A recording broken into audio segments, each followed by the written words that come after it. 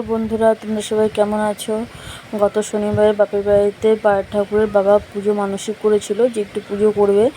আর মা তো উপোস থাকতে পারে না, মায়ের সুগার আছে, তার জন্য আমি গিয়েছিলাম উপোস থেকে। তো পুজো করতে বসে গেছি, জেঠু চলে এসেছিলো। আর একটু বৃষ্টি হচ্ছিলো বলে জেঠু বললো সকাল সকাল পুজোতে বসে পড়, সন্ধ্যের দিকে যদি বেশি বৃষ্টি নেমে যায় তাহলে পুজোটা কিন্তু সম্পূর্ণ করতে পারবি না।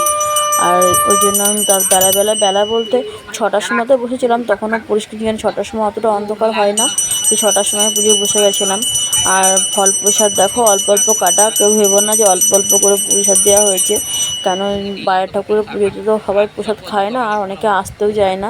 তার জন্য অল্প করে ঠাকুরমশাই বললো কাটতে, যে অল্প করে এখানে দে, যদি সেরকম লোকজন না হয় তাহলে এটাই বাড়ির লোক শেষ করে দিবি, আর যদি বেশি কাটিস তাহলে কিন্তু বাড়ি ফেলে যেতে হবে শেষ করতে না পারলে।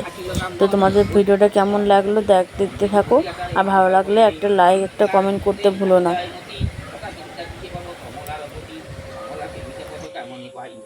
ইহকাল পরকাল সব নিষ্ঠানিব এই রূপে সারবস্তু চিন্তার কারণ চারিল আপন গৃহ পিতৃমাতৃগণ স্বদেশে বিদেশে ভ্রমে কৈকর্য হন মনেতে কেবলমাত্র শ্রীহরিচরণ এচম্বিতে এক স্থানে পায় সমাচার পিতামাতা দুইজনে ছেড়েছে সংসার এখানে দুঃখের কথা যখনই শুনিল দুলাতে পড়িয়া পুত্র কান্দিতে লাগিল অতঃপর গয়া ক্ষেত্রে করিয়া গমন বিষ্ণুপদে পিণ্ড দিয়া করিল তর্পণ স্থানে স্থানে বিদ্যাভ্যাস করিতে লাগিল সকল বিদ্যা একভাবে নিপুণ হইল কালেতে সকলই হয় কে করে খণ্ডন শনির দৃষ্টিতে পড়ে দ্বিজের নন্দন শনিতে হরিল বুদ্ধি বড় গেল দূর ভ্রমিতে ভ্রমিতে দ্বিজ গেল